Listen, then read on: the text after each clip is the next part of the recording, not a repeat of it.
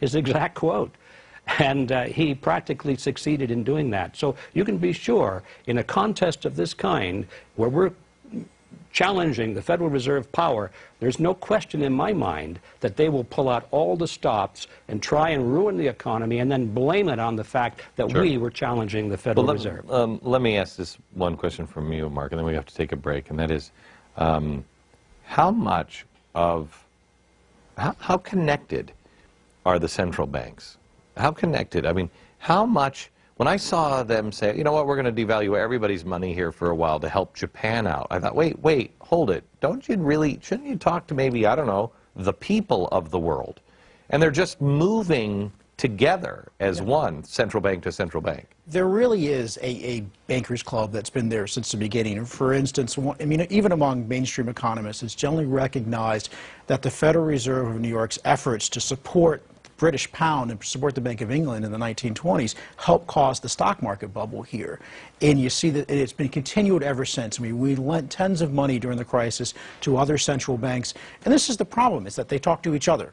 You know, so their constituency is protecting each other and making each other look good, not essentially listen to what the American public wants. So I do think there's a real problem that they're not looking out for our interests as much as they're looking out for the interests of each other. Back in just a second.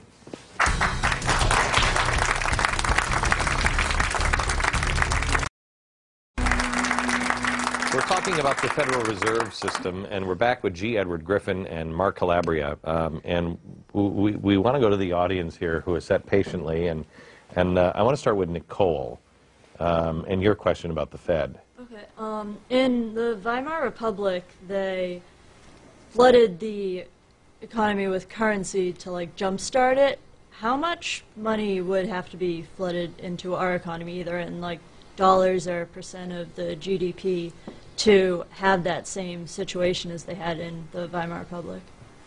I mean, the inflation rates you saw in Germany in the 20s were, you know, off the charts. I mean, literally people were getting paid twice a day so that you could go to the grocery store before prices doubled.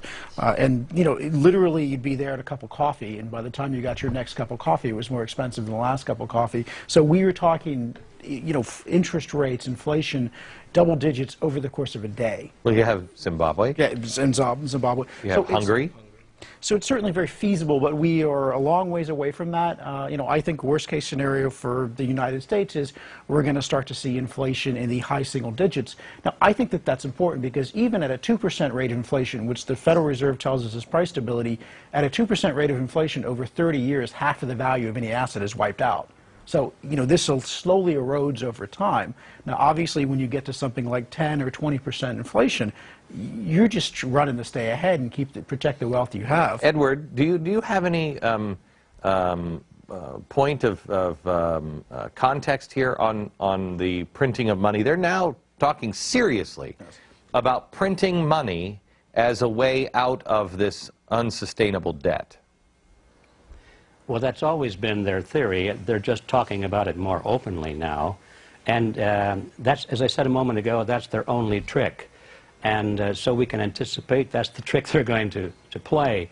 But in terms of inflation, I am not quite as optimistic about the inflation rate, or as impressed by this 2% or 3% figure. I believe that the government is not telling us the truth about the true inflation rate. I think they're fixing the formula. You think? You know? I don't think I'm alone in this, obviously. But what is the true rate? I believe, from what I can see, that it's pushing up to about 20% right now. It maybe not be that high, but that certainly is the rate at which gold is expanding, and historically that's always been a very accurate measure over a long period of time of true inflation. Well, how far can that go? I don't know. Well, here's the thing. Everybody, all the experts will tell me, because they've digitized the money, yes, that and most of the money is sitting in banks, that you know, these people who are trying to collapse our economy, they say the banks have the money, we want that money. What the experts will tell you is, well, no, we're not going to cause inflation because the banks have that money, and so it's not in the system. It only is a problem when it's pushed out into the system. Well, the problem is not just inflation, but if you want to pull all that money back, you have to pull it back by higher interest rates. Yes. So how high do the interest rates have to be? Let's not talk about inflation. Let's talk about I'm going in to get a loan. How high do the interest rates have to be to pull and suck all of that money back in to the Federal Reserve?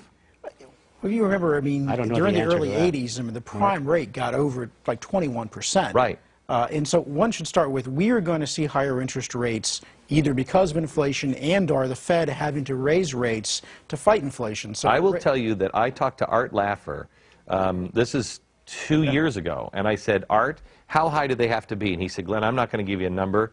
He said, substantially higher than what we saw in the 1970s and 80s. My question to him was, how do you not stop the heart of the economy if you've got, let's just say, 25% interest rate? But nobody has an answer on that one. So how would you stop? How would you? You throw the economy into a recession. That's what happened in the early 80s. We had a very deep, fortunately it was a relatively short recession, but it was a very deep and painful recession we had in the early 80s, and that was with the federal funds rate of just around 21%. It only works if you have a free market system and people who know, who are willing to experience the pain and know how to go out and start business. Back in just a second.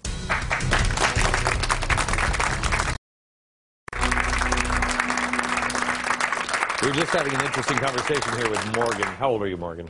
I'm 23. You're 23. You just asked the question in the break. I don't have anything. Right. What do I do, right? What do you do when it all comes crashing down if you don't have anything because you're just starting out? I mean, I think you do need to be concerned. I mean, fortunately, for good or bad, you're not in as bad shape as people who are savers. I mean, the people who are really getting hit the worst by this are people who've been saving all their lives, who are near retirement. You hopefully have enough time to plan against this. You need to put yourself, I mean, the most immediate thing you can do is build your own human capital, because labor will always be worth something and brains will always be worth something. And hopefully they can't inflate that away. But any physical wealth is going to be something that you got to find a way to protect yourself and hedge it. And you can look at a variety of commodities, whether it's silver or gold, or whether it's even the food stuff, or even it's land, because all of those things tend to hold their value in inflation. And then buckle up. Yes. And then buckle up. Who was it? Was it Alex or it was Steve? Yes, Steve. That there really is gold that backs the ETFs. That's it. That's the electronic transfer, right, of gold. That's the gold. That's paper gold. Yes. The operative word, I guess, here is backs. You know, when the Federal Reserve started out in 1913, you had to have 40 cents of gold for every dollar that they issued. We're not even at 1 cent for every dollar that's issued. So in no way could you go and get gold for your dollar bills. Now, I think an important part, we talked earlier about what would make people change their mind about the Fed. I think a lot of people have forgotten that up until 1971, when Nixon took us off the international gold standard, there was an anchor that kept the dollar somewhat stable.